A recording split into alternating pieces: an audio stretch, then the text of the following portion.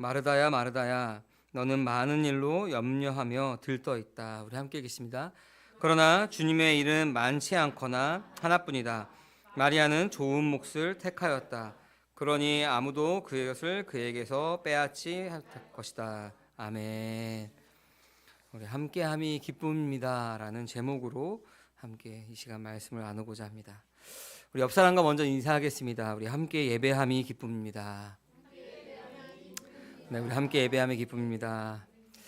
네, 오늘 말씀의 제목이 우리 교회의 인사말이죠. 함께함이 기쁨입니다. 우리가 시작하기 전에 항상 함께 예배함이 기쁨입니다라는 인사말로 시작합니다. 여러분, 함께하는 것이 함께 예배하는 것이 여러분 왜 기쁨일까요? 고민해 보신 적 있나요? 우리가 함께 한다는 것 안에는 여러 가지 의미가 담겨 있습니다. 아마 여러분 가운데 각자 생각나시는 것들이 머릿속에 있을 것입니다. 그러나 우리가 고민해 봐야 되는 것은 같이 한 자리에 있는 것과 함께 하는 것은 차이가 있습니다. 여러분, 같은 자리에 있지만, 같이 한 자리에 있지만 각자가 다른 생각을 가지고 있다면은 그것은 함께 하는 것이 아니라 그냥 같이 있는 것이죠. 한 자리에 있는 것입니다. 그것은 기쁨이 되지 않습니다. 여러분, 한번 생각해 보십시오. 내가 정말 싫어하는 사람이 우연찮게 나의 옆자리에서 4시간 동안 기차를 타고 부산에 가는 행을 같이 타고 있습니다. 부산 가는 건 너무 기쁘지만 옆에 있는 사람 때문에 여러분 그 여행의 길은 기쁨으로 시작하나요? 아니면 힘듦으로 시작하나요? 힘들겠죠.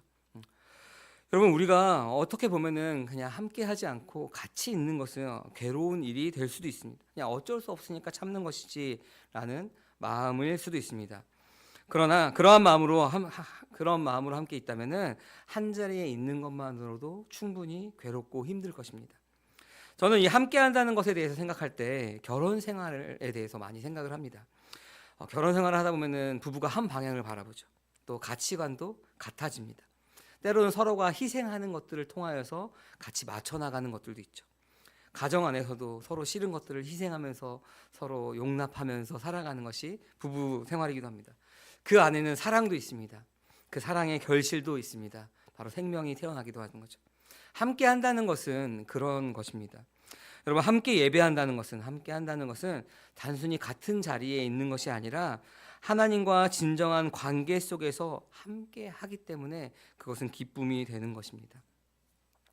여러분, 주님이 우리와 함께 하시기 위해서 한 일들을 여러분들 잘 알고 계시죠? 예수님은 참 하나님이시지만 우리가 이 땅 가운데 인간의 몸을 입고 오셨습니다. 왜 오셨죠? 우리와 함께 하시기 위해서, 임마누엘 하시기 위해서. 그리고 십자가를 지시고 그 십자가에서 죽으셨습니다. 우리가 하나님께 받아야 될 그 진노를 다 담당하셔서 그 십자가에서 죽으셨습니다. 죽으시고 부활하셨습니다. 그래서 우리가 무엇을 고백하죠? 그 십자가에서 우리의 옛사람이 그리스도와 함께 죽음으로 나의 힘으로 해결할 수 없는 그 죄의 문제가 해결되었다. 여러분, 왜 하나님께서 그런 일들을 하셨을까요? 무엇 때문이죠? 주님이 하나님께서 우리와 함께 하시기 위해서입니다. 죄로 인하여서 깨어진 그 관계를 회복하기 위해서 그 모든 일들을 행하신 것입니다. 이처럼 사람들은 하나님과의 관계, 또 사람들과의 관계를 맺으면서 살아갑니다. 근데 그 함께하는 대상에 따라서 그의 삶이 달라지죠. 하나님과 함께하느냐, 아니면 이방 잡신들과 함께하느냐, 믿는 사람들과 함께하느냐, 그렇지 않은 사람과 함께하느냐에 따라서 사람들의 모습은, 그들의 가치관은 너무나 다른 모습으로 살아갑니다. 함께하는 교회 성도 여러분, 근데 우리가 교회를 다니면서, 교회에 출석하면서도 우리가 그러한 모습이 있다라고 하는 겁니다. 내가 믿는다라고 말하지만 잘못된 것을 믿는 경우들도 있습니다. 여러분, 나는 이제 믿는 사람이니 하는 생각으로 주일 예배에 참석하는 것으로 만족하지 않길 바랍니다. 혹시 이 중에 우리가 아직 믿어지지 않는 분이 계시다면은 저는 그냥 마당만 밟고 그것으로 가는 것으로도 저는 충분히 감사할 수 있습니다. 그러나 우리 안에 믿음이 있다면은 그 믿음이 크던 적던 주일 예배에 참석하는 것만으로 우리가 만족하는 것이 아니라 주님과 동행하는 것, 주님과 함께하는 삶을 살아야 하는 것입니다. 그 삶을 살아야 그 삶 가운데 생명이 흘러가는 것입니다. 여러분, 누가복음 10장 25절에서 42절 말씀을 통해서 우리가 선한 사마리아 이야기나 아니면 마르다와 마리아의 이야기를 하면서 왜 함께 한다는 이야기를 앞에 이렇게 장황하게 이야기할까? 사실 이것이 오늘 말씀의 결론 부분이기도 합니다. 이 누가복음 10장에서는 다른 복음서에 들어가지 않는 세 가지 이야기가 나옵니다. 바로 우리가 읽지 않았지만 70인, 72인이라고 하기도 하지만 그 70인을 파송하는 이야기, 그 다음에 선한 사마리아인의 이야기, 마르다와 마리아의 이야기입니다. 근데 70인을 파송하는 이야기를 우리가 읽지 않았지만 그 파송하는 이야기 끝에 20절 말씀에서 예수님께서 이렇게 말씀하십니다. 우리 20절 말씀 같이 한번 읽어볼까요? 그러나 귀신들이 너희에게 굴복한다고 해서 기뻐하지 말고 너희의 이름이 하늘에 기록된 것을 기뻐하여라. 아멘. 여러분들 한번 상상해 보십시오. 내가 그 70명 중에 한 명이었다. 그래서 귀신들이 굴복하는 사역을 하였습니다. 귀신들이 굴복하는 사역이라고 말하니까 여러분 좀 먼 이야기 같은데, 혹시나 옆에 병자가 있는데 병자를 위해서 기도했는데 병이 고침받았습니다. 내가 기도했는데 하나님께서 즉각 응답을 해주십니다. 내가 기도했는데 응답해 주시고, 내가 병자를 위해서 기도했는데 그 병자가 나았다라고 한번 생각해 보십시오. 기쁘겠죠? 여러분 기쁨이 그 안에 있겠죠. 와, 하나님께서 나를 통해서 일하신다. 근데 여러분의 그 기쁨은 어디에 있는 기쁨입니까? 내가 기도하였으니 하나님께서 응답하셨고, 내가 기도하였으니 이 병자가 나은 그 사역의 결과물 때문에 기뻐하십니까? 아니면 오늘 20절 말씀처럼 내 이름이 하늘에 기록된 것 때문에 기뻐하십니까? 중요한 질문입니다. 중요한 질문이죠. 우리가 종교적으로 종교 생활로서 만족한다면은 우리의 사역의 결과물 때문에 우리는 기뻐하게 될 것입니다. 여러분 생각해보지 않은 질문일 수도 있죠. 나는 무엇 때문에 기뻐하는가? 여러분 우리가 만약에 내 사역의 결과물 때문에 기뻐하고 하나님과의 관계 안에 중요하게 생각하지 않는다면은, 사역의 결과물이 없게 된다면은 우리의 기쁨은 계속 존재할까요? 사라질까요? 사라지게 되는 것이죠. 그러면 우리는 무엇을 추구하냐면은 끊임없이 이 무엇인가 내 사역의 결과물을 내기 위한 자기 열심이 계속해서 반복이 됩니다. 그러나 사역의 결과물이 아니라 주님과 함께 하는 것이, 내 이름이 하늘에 기록된 것이 기쁨에 있다면은 사역의 결과물은 크게 중요하지 않은 것입니다. 이것이 이루어지던 이루어지지 않던, 내 기도가 응답되던 응답되지 않던, 나의 기쁨은 하늘에 나의 이름이 기록된 것이 나의 기쁨이기 때문에 그렇습니다. 중요한 질문이죠. 그래서 오늘 계속 나눌 이 선한 사마리아인의 비유와 마르다와 마리아의 이야기에서도 이 질문이 계속해서 이어지는 것입니다. 여러분 다시 한번 질문해 보겠습니다. 사역의 결과물 혹은 내 기도의 응답에 기뻐한다면은 그것은 본질적인 기쁨이 아닙니다. 여전히 나의 기준이죠. 나의 기준으로 내가 생각할 때 이것이 기쁘다라고 생각하는 것입니다. 물론 그것이 무조건 잘못됐다, 이것이 없어야 된다는 것이 아니라 내 기쁨이 어디에 있느냐, 무엇이 우선순위에 있느냐라고 하는 것을 여러분 생각해야 된다는 것입니다. 오해하지 마십시오. 사역은 필요합니다. 우리가 사역은 필요하고, 기도하는 것도 필요하고, 응답도 필요하고, 병자가 낫는 것도 필요합니다. 그런데 더 기뻐해야 되는 것은, 더 본질적인 것은 사역의 결과물이 아니라 기도의 응답이 없더라도 내가 거듭난 것, 내 이름에 하늘에 기록된 것, 생명책에 기록된 것이 우리에게 가장 큰 기쁨이 되어야 하는 것입니다. 그것이 하나님과 함께함이 기쁨이 되는 것이고, 함께 예배함이 기쁨이 되는 것입니다. 그 기쁨이 있는 자들이 함께할 때, 그 기쁨이 있는 자들이 함께 주님을 예배할 때, 그때 우리가 함께 예배함이 기쁨이 됩니다라고 하는 그 고백을 할 수가 있는 것입니다. 함께하는 교회 성도 여러분, 무엇이 먼저 해야 하는 것인가, 무엇이 먼저인가에 대한 이야기를 하는 것입니다. 주님과의 교제, 주님과 함께하는 것이 모든 것의 우선순위가 되어야 한다는 것입니다. 주님이 없는, 주님이 함께하시지 않는 열심은 종교적 열심으로 끝나는 것이죠. 자기만족입니다. 주님과 함께 없는 사역은 자기만족으로 끝납니다. 나 이만큼 했어, 내가 사역했더니 많은 사람들이 이렇게 변화받았어, 자기만족으로 끝나는 겁니다. 수적 부흥, 아무런 의미가 없는 것입니다. 시작이 잘못된 것이죠. 시작이 잘못되었다면 오늘 본문의 이 율법 교사처럼 그럴듯한 질문으로 포장할 수 있습니다. 이게 무슨 말이냐면, 사람들은 종교적인 행위나 사역의 결과로 만족하려고 하지만 예수님은 그 본질을 보라라고 이야기하십니다. 율법 교사의 질문 안에 그것이 담겨 있습니다. 우리 25절 말씀에 보면은 이렇게 질문합니다. 우리 같이 한번 25절 말씀 읽어보겠습니다. 어떤 율법 교사가 일어나서 예수를 시험하여 말하였다. 선생님, 내가 무엇을 해야 영생을 얻겠습니까? 아멘. 질문 자체가 예수님을 시험하는 거죠. 그리고 이 율법 교사도 예수님을 선생님이라고 표현합니다. 질문에 내가 무엇을 해야 영생을 얻겠습니까? 뭐라 그러죠? 주체가 누구죠? 내가 무엇을 해야, 내가 해야 영생을 얻는 것으로 생각합니다. 근데 여러분, 우리가 이 질문을 좀 더 잘 이해하려면은 이 먼저 영생에 대해서 이 율법 교사가 이해하는 것과 이 영생에 대해서 예수님께서 말씀하신 것과 차이가 있다는 것을 우리가 알아야 이 질문이 조금 더 잘 이해가 됩니다. 당시에 유대인들에게 영생은 어떤 의미가 있었냐면은 죽음 이후의 삶에 대한 것이었습니다. 죽음 이후의 삶에 대한 것이 영생이죠. 그래서 예수님께서는 요한복음 5장 39절에서 이렇게 이야기하죠. 너희가 성경을 연구하는 것은 영원한 생명이 그 안에 있다고 생각하기 때문이다. 성경은 나에 대하여 증언하고 있다라고 요한복음 5장 39절에서 이야기합니다. 그러니까 당시의 유대인들은 죽어서 얻는 생명에 대해서 생각하고 있었습니다. 우리도 믿음이 있다라고 하지만 이렇게 생각하는 사람들이 있죠. 죽음 이후의 삶에 대해서만 이야기하는 사람들이 있죠. 그래서 우리가 거듭났다라고 하는 것을 우리가 어떻게 생각하냐면은 천국 가는 티켓을 내가 얻었다라고 생각하는 사람들이 대부분 죽음 이후에 이 유대인들처럼 생각하는 것입니다.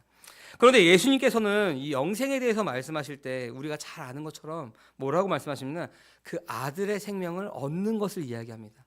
이 아들의 생명은 언제부터 우리에게 약속하신 것이죠? 하나님께서 창세 이전부터, 아담을 창조하기 이전부터 그 아들의 생명을 주시기로 약속하신 그 생명을 이야기하는 것입니다. 그 차이가 있는 것이죠. 그래서 이 율법교사는 어떻게 해야 영생을 얻을 수 있겠습니까? 라고 질문하는 것입니다. 그 질문은 나의 선한 행위로 다가올 미래에 어떻게 내가 생명을 얻을 수 있을 것인가에 대한 확신을 가지고 물어보는 것입니다. 그때 예수님께서는 이렇게 해라라고 하지 않고 율법 교사니까 율법에 무엇이라고 기록되어 있으며 너는 그것을 어떻게 읽느냐, 그것을 어떻게 이해하고 있느냐라고 예수님께서 다시 질문하십니다. 그래서 율법 교사는 27절 말씀에 신명기 말씀과 레위기 말씀을 인용하여서 이렇게 대답합니다. 우리 같이 한번 읽어볼까요? 그가 대답하였다. 너의 마음을 다하고 내 목숨을 다하고 내 힘을 다하고 내 뜻을 다하여 주 너의 하나님을 사랑하여라 하였고 또 내 이웃을 내 몸과 같이 사랑하여라 하였습니다. 아멘. 예수님께서 이 대답에 그렇게 행하라, 그리하면 살 것이다 라고 28절에서 대답하십니다. 그때 율법학자는 그렇게 끝난 것이 아니라 옳게 보이고 싶어서라고 이야기하죠. 옳게 보이고 싶어서 내 이웃이 누구입니까? 라는 질문을 다시 합니다. 어떻게 보면 율법 교사한테 중요한 질문이죠. 내가 그 이웃에게 사랑하여야 되는데 내 이웃이 누구일까에 대한 것이 율법 교사에게는 굉장히 중요합니다. 대상이 있어야 사랑을 실천하고 그 사랑을 실천해야 이 율법 교사가 예수님에게 질문한 그 영생을 얻을 수 있기 때문에 어떻게 보면 당연한 질문이죠. 그 질문에 우리가 잘 알고 있는 이 사마리아 사람에 대한 비유를 통해서 예수님께서 말씀하십니다. 여러분 잘 아시는 말씀이겠지만 잠시 요약을 해드리면은 어떤 사람이 예루살렘에서 여리고로 내려가다가 강도를 만납니다. 모든 것이 다 빼앗기고 옷을 벗기고, 옷을 벗겼다는 것은 다 빼앗겼다는 소리죠.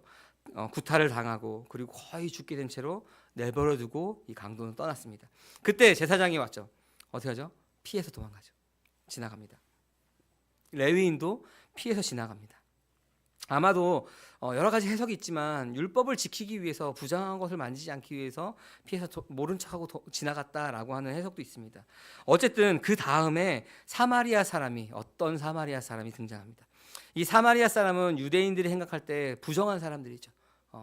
근데 이 사마리아 사람이 지나갈 때 그를 불쌍히 여겨서, 국률하게 생각하여서 측은히 여겨서 그 사람에게 구체적인 사랑의 행동을 합니다. 뭘 하죠? 올리브 기름을 붓고, 그러니까 응급조치를 하고 여관으로 데려가서 돌봐줍니다. 그리고 이 사람을 잘 돌봐달라는 당부와 함께 2데나리온을 주고 돌아오는 길에 더 갚겠다라고 이야기합니다. 그리고 나서 36절에서 율법학자에게 예수님께서 역으로 질문하십니다. 우리 이 질문 같이 한번 읽어볼까요? 너는 이 세 사람 가운데서 누가 강도 만난 사람에게 이웃이 되어 주었다고 생각하느냐? 아멘. 율법 교사의 질문은 무엇이었죠? 누가 내 이웃입니까? 라고 질문했지만 예수님은 누가 강도 만난 사람의 이웃이냐라고 역으로 질문합니다. 왜냐하면은 이 율법 교사에게는 이 강도 만난 사람이 그 자신의 이웃이기 때문에 그렇습니다. 여러분 누가 여러분의 이웃입니까? 라고 물어본다면 여러분 강도 만난 사람들입니까? 아니면 사마리아인입니까? 아마도 여러분 이 질문을 들었을 때 평소에 이 이야기를 잘 알고 있거나 아니면 율법 교사처럼 생각하고 있다면은 야, 갸우뚱하면서 이 질문을 들을 것입니다. 왜냐하면은 이 율법 교사처럼 강도 만난 자가 이웃이라라고 생각했었기 때문에 그렇습니다. 근데 문맥상 우리가 보면은 누가 강도 만난 사람의 이웃이냐라고 할 때 사마리아인입니다. 어떤 사마리아인? 예수님의 이 질문에 율법 교사도 사마리아인입니다라고 대답하지 않죠. 왜냐하면 사마리아인은 유대인들에게 부정한 사람들이기 때문에 이 사마리아인이 어떻게 그런 선한 일을 하지 인정하기 싫으니까 그냥 자비를 베푼 사람입니다라고 돌려서 이야기하는 겁니다. 율법 교사에게는 그 전까지 이웃은 강도 만난 사람이었습니다. 자비를 베푸는 대상이 바로 이웃인 거죠. 내가 해야 하는 겁니다. 내가 어떻게 해야 영생을 얻겠습니까? 내가 해야 하는 거죠. 행동해야 하는, 근데 예수님께서는 그 행동해야 하는 대상이 아니라 행동의 주체가 이웃이다라고 이야기합니다. 그러니까 강도가 아니라, 강도 만난 사람이 아니라 사마리아인이 이웃이다라고 하는 것이죠. 이웃은 누구입니까? 여러분, 어려움을 당한 사람입니까? 복음이 필요한 사람입니까? 이웃은 따로 존재하는 것이 아니라 국률한 마음이 그 이웃을 만들어내는 것입니다. 사랑이 이웃을 만들어내는 것입니다. 사랑을 경험한 자, 주님과 함께하는 자, 내가 주님과 동행하는 내가 바로 이웃이 될 수 있는 것입니다. 내가 측은하게 여겨서 내가 먼저 이웃으로서 다가가야 한다는 것입니다. 사랑과 함께하는 교회 성도 여러분, 아담 안에 속해 있던 우리는 마귀에게 속해 있던 자입니다. 거듭나기 이전에 우리는 마귀의 지배 아래 있었죠. 강도 만난 자였습니다. 여러분, 제사장 레위인들은 이 종교를 대표하는데, 이 종교라고 하는 것은 강도 만난 자를 구원하지 못합니다. 오히려 두 번째 가해자가 되죠. 착취하고 억압하고 모른 척합니다. 이 종교적인 행위만 강요하면서 오히려 그 안에 생명이 없이 계속 공허하고 허탈하고 내 안에 채워지지 않는 무엇인가 가지게끔 하는 것입니다. 종교적인 활동으로서, 종교적인 모습으로서 계속 살아가게 하는 것이 바로 이 제사장 레위인들의 모습인 것입니다. 그러나 예수님께서는 자신의 모든 것, 자신의 목숨을 바쳐서 이 강도 만난 자를, 우리를 구원하셨습니다. 아버지의 집으로 인도하시고 그 필요를 채워주십니다. 오늘 본문에서 사마리아인이 돌아올 때 갚아주겠다라고 약속한 것처럼 주님께서는 다시 오시는 그날 완전한 구원이 이루어지는 것입니다. 예수님은 모든 사람에게 자비를 베푼 참된 이웃이 되어주십니다. 여러분, 우리의 이웃이 누구입니까?의 질문이 먼저가 아니라, 그 질문이 아니라 내가 이웃이 되어야 하는 것입니다. 왜냐하면 강도 만났던 우리가, 죄에 허덕이던 우리가 바로 예수님을 만났기 때문에 그렇습니다. 사랑을 베풀 대상에 앞서서 주님처럼 내가 자비를 베풀어 이웃이 되어야 하는 것입니다. 이제 우리가 그것이 가능한 사람들이 되었죠. 우리가 주님을 만난 자가 되었기 때문에 그렇습니다. 그것이 함께 하는 것입니다. 그것이 이웃이 되어주는 것인 것입니다. 여러분, 이어서 마르다와 마리아의 이야기가 나옵니다. 마르다는 여러 가지 봉사의 일로 분주하였죠. 그래서 마르다가 예수님께 와서 40절에서 이렇게 이야기합니다. 주님, 내 동생이 나 혼자 일하게 두는 것을 아무렇지 않게 생각하십니까? 가서 거들어 주라고 내 동생에게 말씀해 주십시오라고 40절 말씀에 마르다가 이야기하죠. 그때 예수님께서 41절과 42절에서 마르다에게 이렇게 다시 이야기합니다. 우리 같이 한번 읽어볼까요? 그러나 주님께서는 마르다에게 대답하셨다. 마르다야, 마르다야, 너는 많은 일로 염려하며 들떠있다. 그러나 주님의 일은 많지 않거나 하나뿐이다. 마리아는 좋은 몫을 택하였다. 그러니 아무도 그것을 그에게서 빼앗지 못할 것이다. 아멘. 여러분, 예수님을 섬기는 일에 마르다와 마리아가 좀 대조되는 모습을 보이죠. 마르다는 봉사하는 일로 섬겼습니다. 그러나 마리아는 예수님의 발치에 앉아가지고 말씀을 들었습니다. 혼자 일하고 있는 마르다가 불만이 생겨서 예수님에게 이제 나의 분주함을 좀 덜어달라고 마리아에게 좀 얘기해서 좀 같이 섬겨달라고 이야기하죠. 예수님 혼자 오셨을 뿐만 아니라 아마 12제자도 있을 거고 그 많은 추종자들도 있었기 때문에 그 사람들을 다 대접하기 위해서는 마르다의 혼자 힘으로는 좀 어려웠기 때문에 그 때문에 분주하고 들떠 있던 것입니다. 근데 예수님이 그래 마리아야 이제 그만 듣고 가서 저 사람들 섬기는 일에 함께 해주렴이라고 이야기해 주기를 좀 바랬는데 예수님의 대답은 좀 의외이죠. 방금 읽은 말씀인데 많은 일로 염려하며 들떠 있다 네가. 그러나 주님의 일은 많지 않거나 하나뿐이다. 마리아는 좋은 몫을 택하였다. 그러니 아무도 그것을 그에게서 뺏지 못할 것이다 라고 예수님께서 대답합니다. 여러분 한번 상상해 보십시오. 내가 누군가 특정하지 않습니다. 내가 누군가가 교회를 섬겨야지. 여러 가지 봉사로 수고하고 있습니다. 근데 어느 날 그것 때문에 너무 힘들어서 내가 분주해서 저에게 와가지고 이제 이야기하는 거죠. 저의 이 일을 다른 사람들에게 좀 이야기해서 좀 나눠줬으면 좋겠습니다라고 이야기할 때 제가 이렇게 이야기합니다. 집사님 혹은 뭐 권사님 아니면 성도님 너무 많은 일로 염려하며 들떠 있으니 이러면서 이야기합니다. 그러나 주님의 일은 많지가 않습니다. 하나뿐입니다. 그러면서 이렇게 이야기했다고 생각해 보십시오. 그러면은 저 사람 지금 무슨 이야기하는 거지? 여러분 이렇게 제가 얘기했다면은 여러분 어떨까요? 그거는 제가 차마 입으로 말 못하겠지만 여러분은 상상에 맡기겠습니다. 아마 뭐 속에서 뭐 이렇게 대답을 해. 좀 이거를 어떻게 해결하기 위해서 뭐 회의를 열던가 아니 뭔가 방법을 해야지. 좋은 편을 택하였으니 뭐 이렇게 얘기하시면 어떨까? 여러분 그렇게 생각할 수 있습니다. 근데 여러분 이거 잘 생각해야 되는 게 마르다가 주님을 위해 한 봉사, 그 이름 봉사이죠. 우리가 접대라고도 개역개정에 번역되어 있는데 이 단어는 헬라어로 디아코니아라고 하는 단어입니다. 근데 여러분 누가복음은 누가 썼다 그랬죠? 누가가 썼습니다.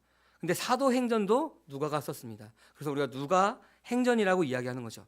근데 이 누가행전이라고 했는데 사도행전에 이 디아코니아라고 하는 단어가 사명이라는 단어로 번역됩니다. 사도행전 20장에서 사도 바울이 예수님께 받은 사명 디아코니아를 위해서 뭐라고 이야기하면은 자기 목숨도 조금도 아끼지 않겠다라고 단언합니다. 그 단어. 그러니까 지금 마르다가 하는 일은 봉사라고 이야기하지만 이것은 바울이 이야기하는 나의 목숨도 아끼지 않는 그 사명이 바로 이 디아코니아인 것입니다. 마르다는 그 주님을 섬기는 일에 그 사명으로 분주했던 것입니다. 그러나 그것보다 더 중요한 것은 주의 발치에서 말씀을 듣는 것입니다. 이 말씀을 듣는 것은 무엇이냐면은 예수님의 말씀은 생명의 말씀이기 때문에 이 말씀을 듣는 것은 생명의 교제를 의미하는 것입니다. 마르다는 주님을 섬기는 사명을 위해서 분주했습니다. 그것보다 더 중요한 것은 바로 예수님의 발치에서 말씀을 듣는 것입니다. 먼저 생명의 교제가 있어야 한다는 것입니다. 여러분 이 말씀을 좀 오해하지 말아야 하는 것이 여러분 그러니 다른 모든 사역들보다 다른 모든 봉사보다 앉아서 말씀을 들으세요 라고 이야기하는 것이 아닙니다. 그 이야기를 하는 것이 아니라 주님과 내가 생명의 교제가 그 말씀으로 인한 생명의 교제가 먼저 돼야 된다라는 이야기를 하는 것입니다. 예수님의 말씀은 생명의 말씀이죠. 우리를 살리는 말씀이죠. 생명을 얻고 교제하는 일이 주님의 일의 본질인 것입니다. 사명보다 더 우선시 되어야 되는 것이 바로 주의 발치에서 말씀을 받는 그 생명의 교제가 있어야 한다는 것입니다. 여러분 아까 그래서 우리가 서두에서 계속 이런 이야기들을 하는 것이죠. 어떻게 생각해 보면은 좋게 생각해 보면 이 마르다의 요구는 합당한 요구입니다. 필요한 요구입니다. 오늘날도 그렇죠. 사명을 다하는 일에 봉사하는 일에 일손이 부족합니다. 그래서 우리가 추수할 일꾼이 없다. 교회에 우리의 일꾼이 없다라고 말하기도 합니다. 그렇게 보면은 그 발치에 앉아가지고 그 말씀을 듣는 일은 좀 한가로워 보이는 일처럼 보입니다. 그래서 마르다가 당당하게 요구한 것입니다. 그러나 여러분 예수님의 생각은 달랐습니다. 더 중요한 것, 많지 않거나 한 가지뿐이라라고 말하는 그것은 뭐냐면은 주님과의 교제인 것입니다. 한 가지로 족한 것입니다. 바로 주님과의 생명의 교제입니다. 마르다는 주님을 위한 봉사에 집중했지만 마리아는 주님과의 관계에 더 집중했습니다. 봉사와 헌신, 사역이 중요하지 않다는 말이 아닙니다. 관계보다 그 일이 앞서다 보면은 문제가 되는 것입니다. 주님과 함께함이 먼저인 것이죠. 사실 생명의 교제가 우선되지 않는 모든 사역은 자기 만족으로 끝나는 것입니다. 이미 서두에서 결론처럼 말씀드렸습니다. 주님과 교제함 없이 내가 사역한다면 그것은 나의 만족으로 끝나는 것입니다. 종교 행위로서 끝나는 것이죠. 그래서 우리 교회는 이 섬기는 일을 우리가 이것을 봉사라고 하지 않고 우리는 모든 성도님들 다 사역이라고 표현하죠. 그래서 이것을 우리가 2025년도부터는 자원하여서 우리가 한다라고 해서 다 자원하여서 하고 있습니다. 여러분, 생명의 교제가 없는 이 사역은 안고 없는 찐빵과 같은 것입니다. 무엇을 위해서 목숨을 다하는지 모르는 채 그냥 맹목적으로 열심을 내는 것입니다. 생명의 교제가 없다면.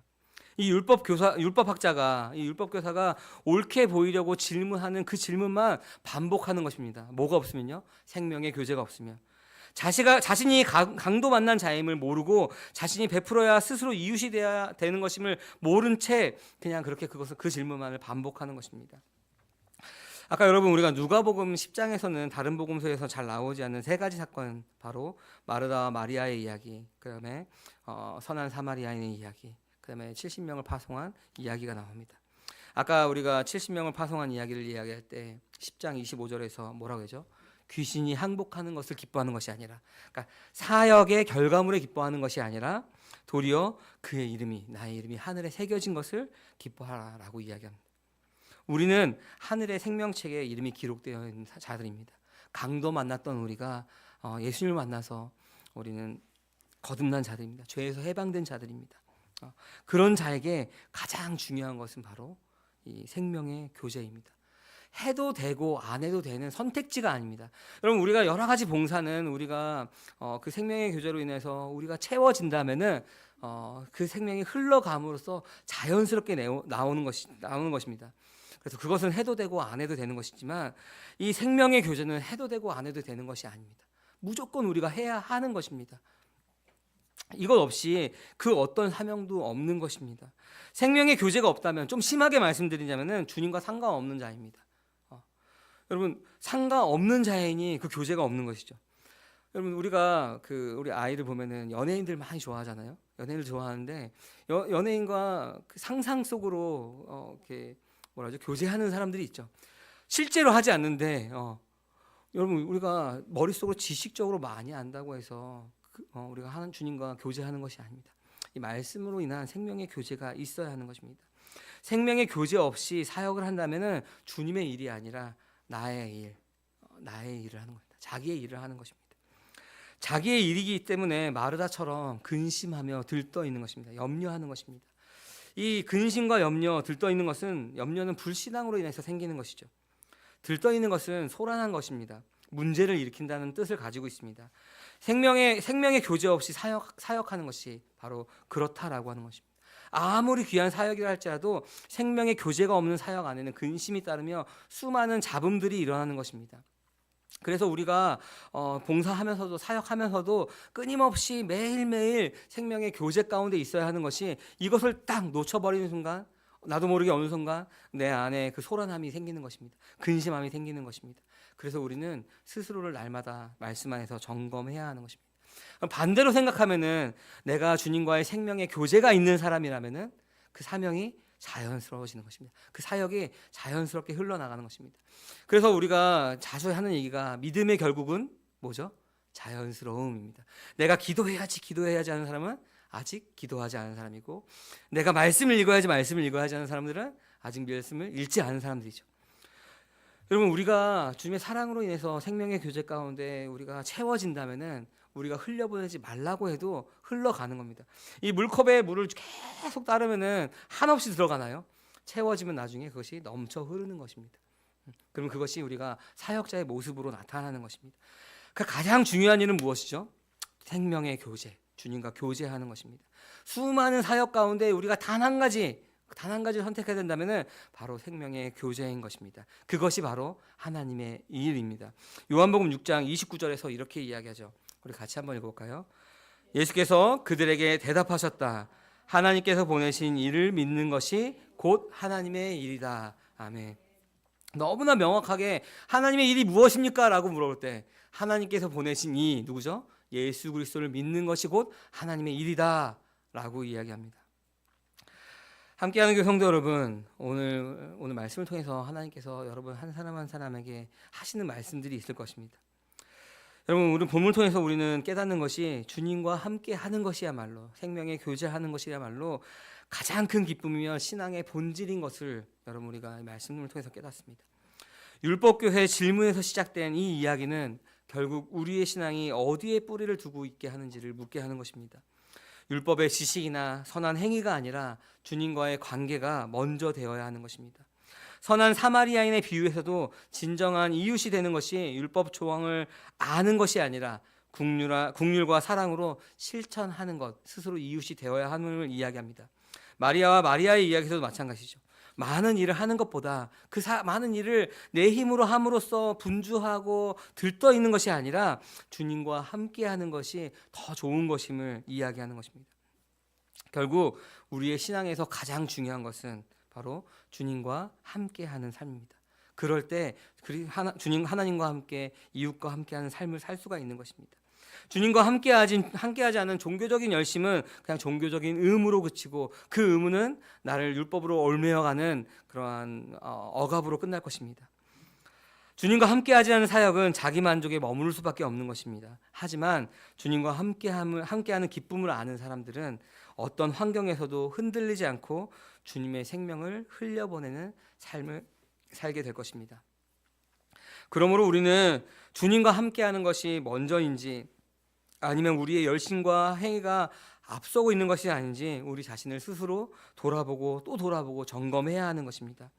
주님과 함께하면서 시작된 기쁨이 우리의 예배가 되고 삶이 되고 사역이 될 때 진정한 생명이 우리 삶 가운데 흘러가게 되는 것입니다. 사랑하는 함께하는 교회 성도 여러분, 주님과 함께하는 것이 여러분들의 기쁨이 되기 원합니다. 그래서 그 기쁨을 누리는 우리의 예배가 기쁨이 되기 원합니다. 그 기쁨으로 이웃을 사랑하고 주님의 뜻을 따라가 살아가기를 간절히 주님의 이름으로 소망합니다. 아멘. 이 시간 우리 함께 들은 말씀을 기억하면서 우리 결단하며 기도하기 원합니다. 오늘 율법교서의 그 질문을 생각해 봅니다.